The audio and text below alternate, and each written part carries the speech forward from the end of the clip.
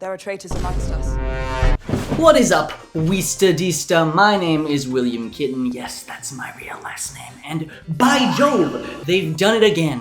Right when you think they're down for the count, Netflix jumps back up and smacks you in the face with another controversial dumpster fire. Queen Cleopatra is a 4-episode Netflix docudrama released on May 10th, and it might just have the lowest Rotten Tomatoes rating of any TV show in history. Holy wow, people do not like this show. Why? Why do people hate this show so much, I hear you ask? Is it because of the quality of the writing? The cinematography? No, it's because of the controversy. Basically, they cast a black actress to play Cleopatra, who historically was not black, at least not in the modern sense of the word. When I first saw this, I was like, big deal, right? They made Thomas Jefferson black in Hamilton, and people loved it. Ariel's black in The New Little Mermaid, and people are liking that movie. They made Velma Indian, and that's a bad example, actually. But you know what I mean. They're just using a black actress to portray Cleopatra. They're not actually saying that she was black. Right? I don't care what they tell you in school. Cleopatra was black. Huh? Now, this may come as a shock to some of you, but I do not exactly have a lot of perspective when it comes to racial issues. Skin white as snow.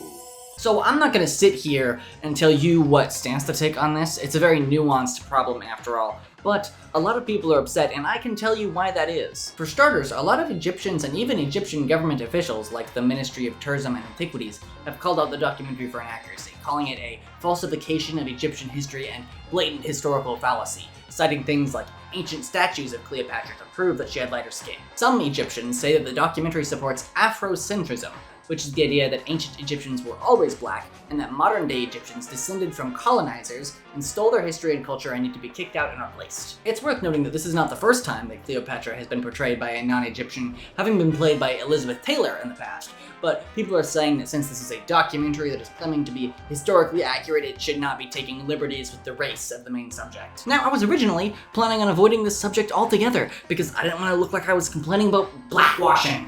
But I really can't ignore it when the documentary keeps bringing it up! Given that Cleopatra represents herself as an Egyptian, it seems very strange that we insist on depicting her as a wholly European. Yeah, that would be strange. So why did you cast someone with a British accent? No, he shuffles when he walks. Now she seems more European to me than she did before. The appeal of Cleopatra is that we imagine her, that everyone can imagine her in their own way. I imagine her to have curly hair like me and a similar skin color. I don't think that's how that works. You can't just do that. If I was doing a documentary on Martin Luther King, I don't think it would be okay for me to do an artistic reimagining to make him look just like me. Well, it's true that the controversy is the main reason behind the horrible reviews. The rest of the documentary really isn't anything to write home about. It's structured like a normal documentary with historians narrating Cleopatra's life interspersed with scenes of the cast acting out parts of the story to bring these historical figures to life. But they really wanted this to be like a Game of Thrones soap opera supreme with a cherry on top, because boy, is it overdramatic. Queens, mothers of nations, they bow to no man. Seriously, the sound design in this is like straight out of Hell's Kitchen. I'm not done yet. It's time. Of course, this wouldn't be a historically accurate documentary without a love triangle, of which there are many. Happy? Very. Are you bedding my wife? For context, this is Cleopatra's brother/husband. It's just how they did things. I didn't make the rules. And he had just recently tried to have her executed in a political power play, but no, apparently adultery is crossing a line for him. And I thought my marriage was terrible.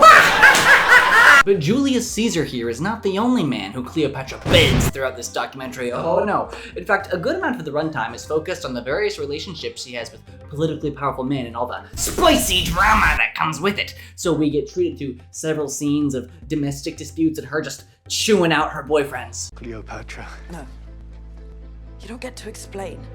You had 3 years. Not a word. Not to me. Or the children. Can we get back to the history, please? This is not what I signed up for. It's almost impressive how they can take these really serious historical events and make it feel like I'm watching The Bachelorette. What is this? You made a promise to me. But babe, you promised! The promise was that he would kill her sister, by the way. Seriously, a lot of the time I'm half expecting it to cut away to like a reality TV show confessional. On one condition. A simple request. Kill Antony. Oh my gosh! I was not expecting that. When he said simple request, I thought maybe he just wanted some troops or something. But kill Antony? My one true love? That is not simple at all! I might have to vote this guy out of the house. But hey, at least that stuff moves the story forwards. A lot of these interactions are scripted with so much dramatic fluff that they end up saying absolutely nothing, and I have no idea what's going on. Why are you here then? Why am I here?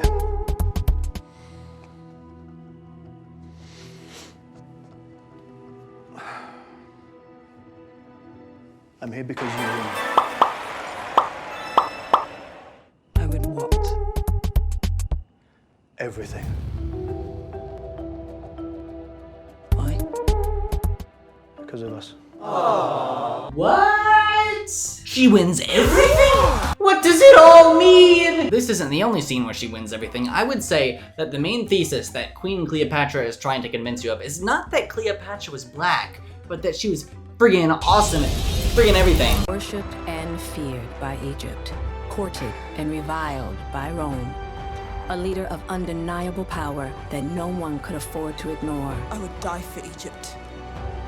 What would you die for? I would die for Riley. Now don't get me wrong, historically she is a girl boss, gatekeeping and gaslighting left and right. I'm not here to dispute that. However, I am going to make fun of how they portray it in this documentary. For one, she's a super ultra titanic hyper mega the brain from Pinky and the Brain level giga genius. You can tell because of her scrolls. Careful with that. I'm not done working on it yet. You should be a scholar. And leave Egypt in the hands of idiots. And when she starts bedding Caesar in Rome, she spends all her time fixing a bunch of Roman architecture because apparently she knows how to do that. Well, this is the public library. Instead of one door, why not have several open archways? That way you have several points of entry into the building. She's also hyper confident and stubborn, which you know is fine, but they make it sound like it's a good, noble trait, when it actually just keeps endangering her and everyone around her. Like, right after Caesar gets assassinated and a massive target is placed on her back, she refuses to leave Rome or let any of her servants leave because she wants to be in town while they read his will, I guess. We need to go.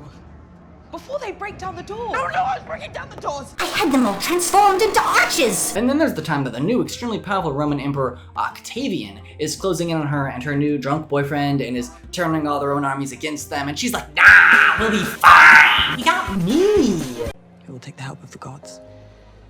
Lucky for you, you have one right here.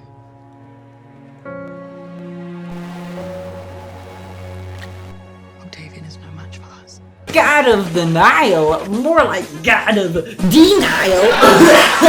Oh, and who could forget the time that Octavian shows up to tell her that he thinks she's gross, and she hits him with the greatest clapback of all time. You're a lot shorter than I thought you'd be. Did I say greatest clapback of all time? I meant second greatest. The greatest is when this random old man decides to say, "What a positively striking symbol of Egypt she is. Ripe and ready for the plucking." ripe and ready for the plucking. And undeterred by this really weird insult, she hits him with the classic. Even if I was, one wonders if you could even find your tool. Stuff like this, well, absolutely, you know, epic, does hurt the documentary for me because it really blurs the lines between history and fiction. Did this interaction really take place? I mean, probably not. So it makes me wonder, what else are they making up? And this evil old man is just so ridiculously over the top. He's like a cartoon villain. Rome has never had and never will have a queen. And there is no queen of Rome. But as far as cartoon villains go, nobody is beating Julius Caesar. Let's talk about Caesar. Can I talk about Caesar? I'm gonna talk about Caesar. He's portrayed as a good guy, but he just acts so immensely evil. Rome welcomes you.